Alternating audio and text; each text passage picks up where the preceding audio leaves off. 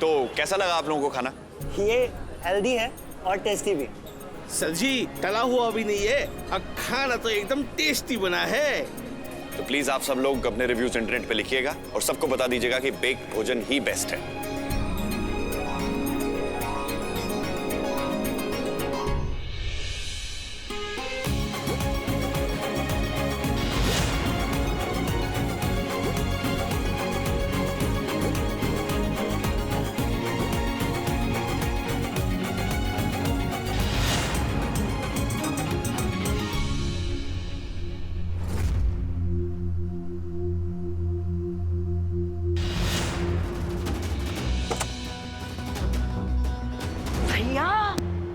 आप यहाँ टहलते रहो और वहाँ वो लड़की ऑर्डर पे ऑर्डर लपेटी जा रही है।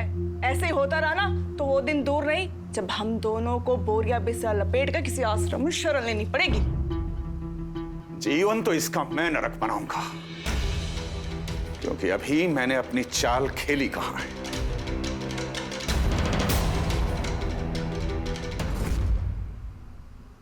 पूर्वा जी ये लीजिए।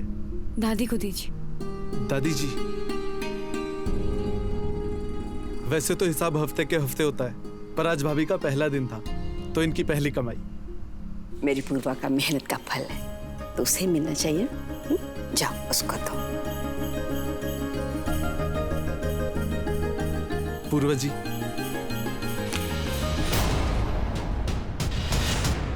ये क्या बदतमीजी है रमेश? हफ्ते के हफ्ते हिसाब करके वैसे मेरे हाथ में आने चाहिए।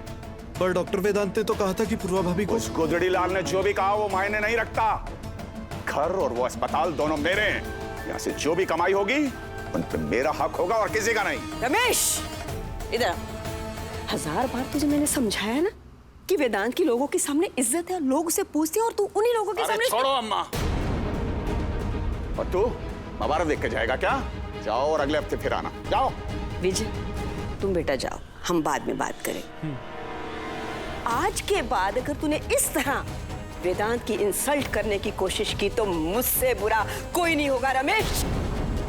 अरे उसकी मेहनत की कमाई है, चुपचाप लुटाओ उसे। ये इसके और इसके परिवार के लिए है।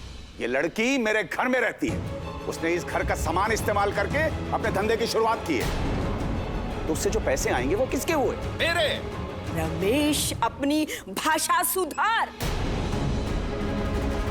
ये कोई तरीका है घर की बहू से बात करने का? मुझे तो अपनी परवरिश पर शर्म आती। ये बहुत गलत है रमेश, बहुत गलत। अम्मा सही गलत तो आप मुझे समझाओ मत। लोग घर में झाड़ फूंक कराते हैं डायन के प्रकोप से बचने के लिए, लेकिन यहाँ संजीवनी सदन में तो आप खुद हो।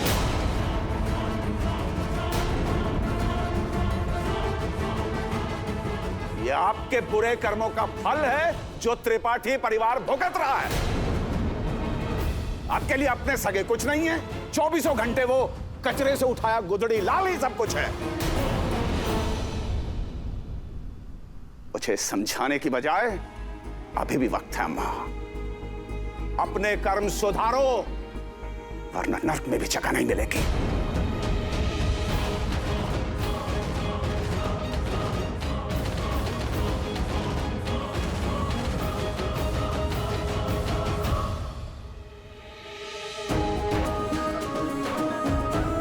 दादी, दादी, आपकी माँ है वो और आप इस तरह से दादी के साथ बात नहीं कर सकते। और क्या गलत कहा उन्होंने? ये मेरी मेहनत की कमाई है, मेरे परिवार के लिए। चुप! तो जैसी नीच और गिरी हुई लड़की से बात करना भी मेरे लिए पाप है। अपनी औकात मत भूलना, वरना औकात याद दिलाना मुझे अच्छे से आता है।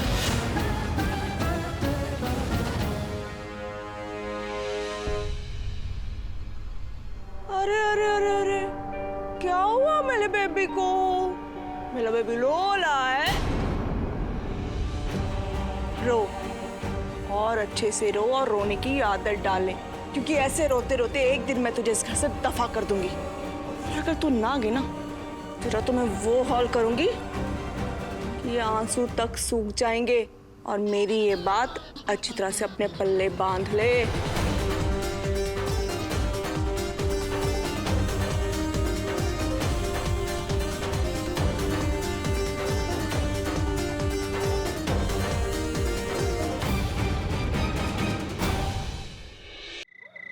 एक्सक्यूज मी दी, सारी मेहनत आपकी और पैसे उनके। पता है, मैं तो बस इतना चाहती थी कि दादी जिन्होंने मेरी इतनी हेल्प की है, पैसे उनके हाथों से लूं, उनके आशीर्वाद के साथ। मुझे पता ही नहीं था कि इतना बड़ा तमाशा हो जाएगा यार। आई एम सो सॉरी दी, पर उन पैसों पर सिर्फ और सिर्फ आपका हक है।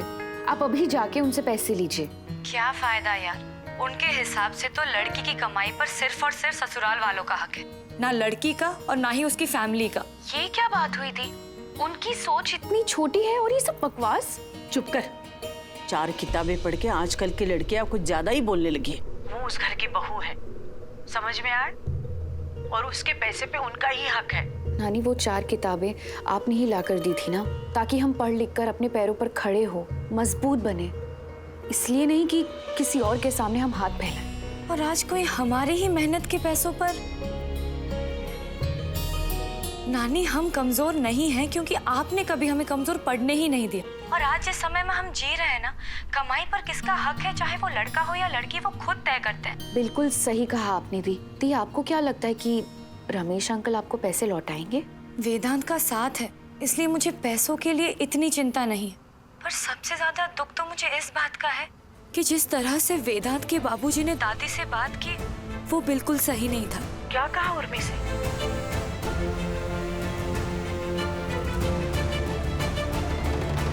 पता है, जब से यहाँ आई हूँ ना मैं, चाहे कितनी भी बड़ी प्रॉब्लम हो, कुछ भी हो जाए, दादी को मैंने हमेशा मुस्कुराते हुए देखा है। मगर आज जैसे उन्हें एक बहुत बड़ा झटका लगा हो। बहुत दुखी है वो आज। वेदांत के बाबूजी ने बहुत गलत किया उनके साथ। देख बेटा, वेदांत के दादाजी के गुजरने के बाद उर्मी ने बहुत कोशिश की है कि वो परिवार ना टूटे। अब तू उस घर की बहू है, तेरा भी ये फर्ज बनता है कि तू उन सबका ख्याल रखे। क्योंकि बेटा आज उर्मी की जो भी हालत है ना, उसके लिए कहीं ना कहीं तू भी जिम्मेदार है।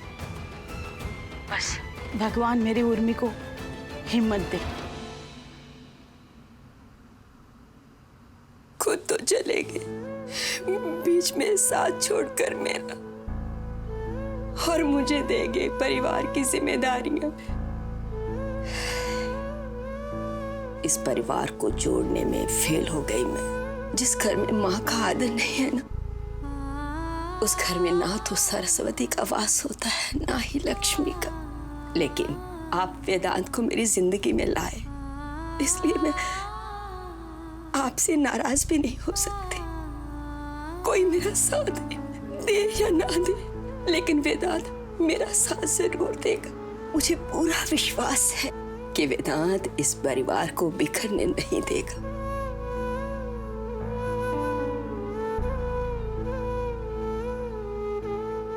दादी, मैं अंदर आ जाऊं?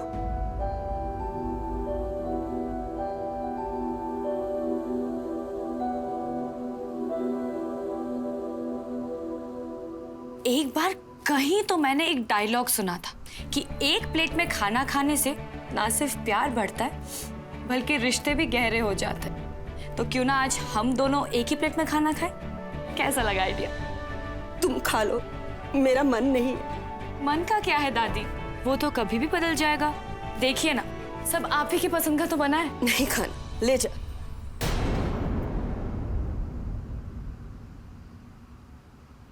दादी, आई एम सॉरी। आपकी नाराजगी सही है, और कहीं ना कहीं आज घर पे जो भी हुआ है ना, उसमें मेरी भी गलती। मैं तो बस इतना चाहती थी कि आपसे। खैर, मैं क्या सोच रही थी वो जरूरी नहीं है। एक्चुअली मेरी वजह से घर का माहौल बस बिगड़ता ही जा रहा है, जो कि शायद माफी मांगने से भी ठीक नहीं होगा। दादी, मैं सच में नहीं चाहती कि मेरी वजह से आप सबके बीच में और भी प्रॉब्लम्स आए, इसलिए मेरा यहाँ से चले जाना ही सबसे ठीक है।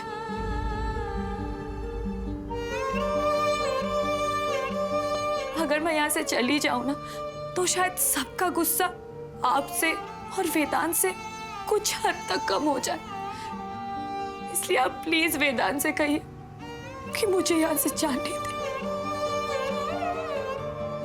तुझे क्या लगता है? तेरी दादी बूढ़ी हो चुकी है, उसकी लपड़ में दम नहीं। एक लगाकर दूंगी खींच के। रोतल कहेगी। देख बेटा, जो कुछ भी इस घर में हो रहा है ना, वो हमेशा से ही होता आ रहा है। उसकी वजह तू नहीं है। उसकी वजह तो इस परिवार की सोच है। और तू देखना एक दिन वेदांत इस सोच को जरूर बदल देगा। अच्छा मुझे ये बता कि मेरी पसंद का क्या लेकर आई है खाना? देख, एक प्लेट में खाने से नहीं चलेगा, तुझे मुझे अपने हाथ से खिलाना पड़ेगा।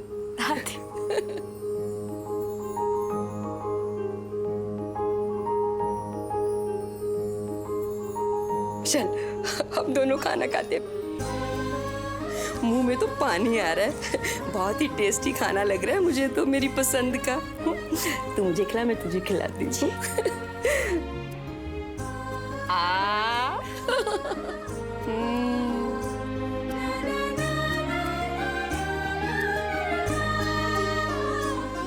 पूर्वा बेटा, मुसीबत कितनी भी बड़ी क्यों ना हो, उसके आगे कभी घुटने नहीं टेकने चाहिए। पर दादी, जब वेदांत को पता चलेगा कि बापूजी ने आपके साथ... नहीं बेटा, मेरा वेदांत अपना हर अपमान पी जाता है, लेकिन मुझे पता है कि वो मेरा अपमान कभी बर्दाश्त नहीं करेगा। इसलिए उसे मत बताना। जब उसे पता चलेगा, पता नहीं वो क्या कर बैठेगा।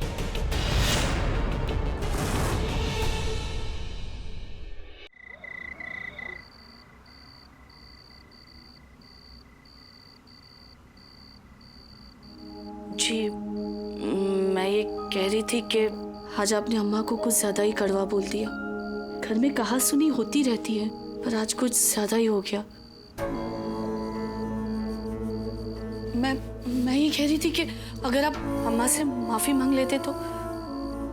दरअसल वो बहुत दुखी है, घर का माहौल बिगड़ जाएगा, और अगर वेदांत को पता चला तो... मैं उस गुदड़ी लाल से डरता हूँ क्या?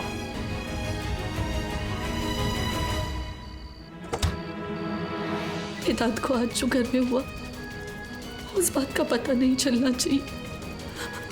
अगर उसे पता चला तो...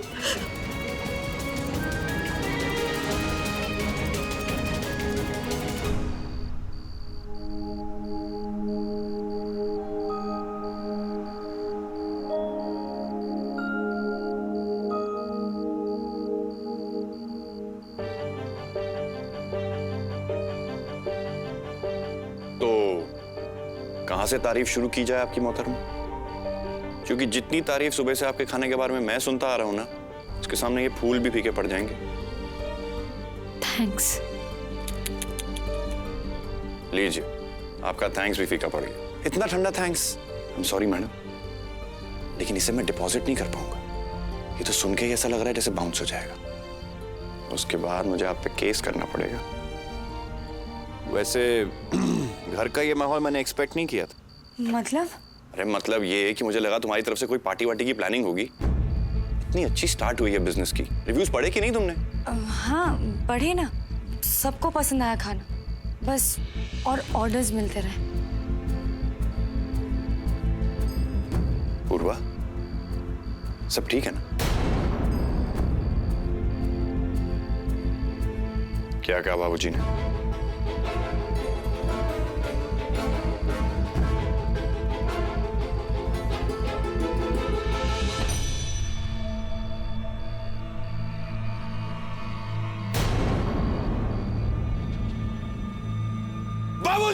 वेदांत, मैंने आपको सब कुछ इसलिए बताया था कि आप दादी से बात करें, ना कि बाबूजी से झगड़ा। पूर्वा, मैं सब बर्दाश्त कर सकता हूं, पर माँ और दादी का अपमान नहीं।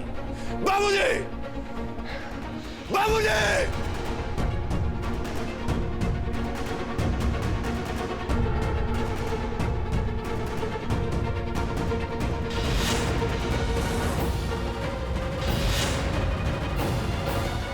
वेदांत, बहुत शोर मचा रहा है आज तो। क्या कहा आपने दादी से? जवाब दीजिए। बेटा मेरी बात सुन, अभी तो शांत हो जा। बीच में आके आप हर बारी बात संभाल लेती दादी, पर आज मैं इनसे बात कर रहा हूं। आपने मेरी दादी का अपमान किया। रहने दे बेटा। अगर अपनी बात होती ना दादी, तो रहने देता, लेकिन आज बात आपकी है, इसलिए आप बाप और बेटे के बीच में मत आइए। बाप बेटा? तू है कौन? तेरी औकात क्या है? मां है मेरी और मैं उसका बेटा। खून का रिश्ता है, सड़क से उठाया हुआ कचरा नहीं।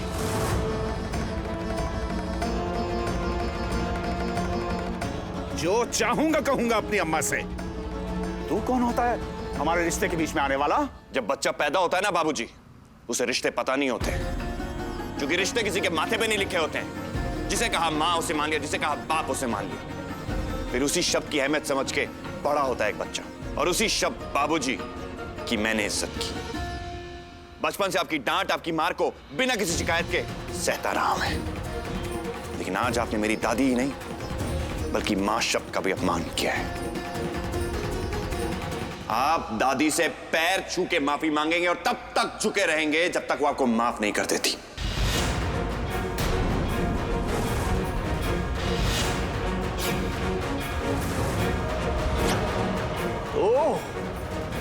तो हुक्म दे रहा मुझे?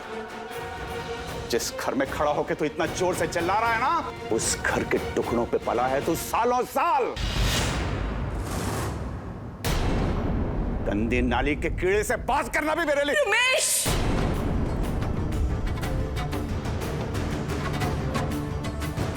अम्मा बोलने दो मुझे, सच बोलने दो। जहर का इतना अच्छा डॉक्टर अगर हमारे घर से इसका नाम ना जोड़ा होता तो कौन पूछता इसे? एक अनाथ को जरूरत से ज्यादा भीख मिल जाए तो आवाज इस तरह ऊंची हो जाती है। अगर खुददारी इतनी फूट रही है तो सामान पैक करके जाते क्यों नहीं? क्यों बेशर्म बन के यहां पड़े रहते हैं?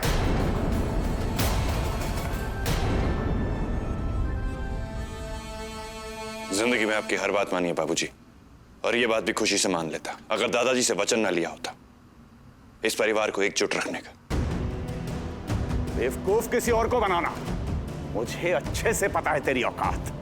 ये जो नाटक किया है तूने, ये इसलिए ना कि इस लड़की को मैं पैसे वापस दे दूं। एक मुफ्तखोर कम था घर में जो दूसरी को उठा लाया है ताकि हमारी जिंदगी नरक बना दे। बाबूजी, पूर्वा मेरी पत्नी है और उसके बारे में आप इज्जत से बात करें। तो अब तू मुझे बताएगा कि किससे किस तरह से बात करनी है। आज तुझे तेरी औकात याद दिलाने का वक्त आ गया है।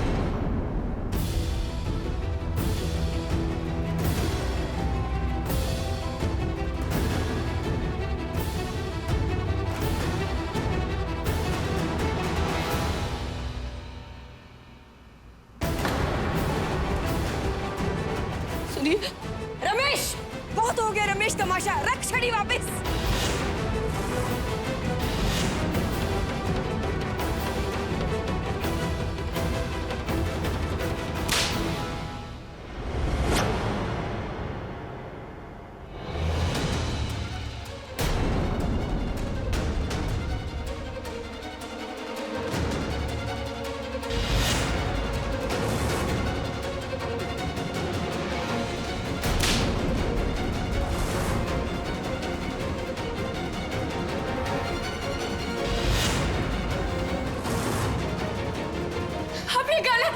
नहीं पूर्वा, तुम इस मामले में नहीं पड़ोगी।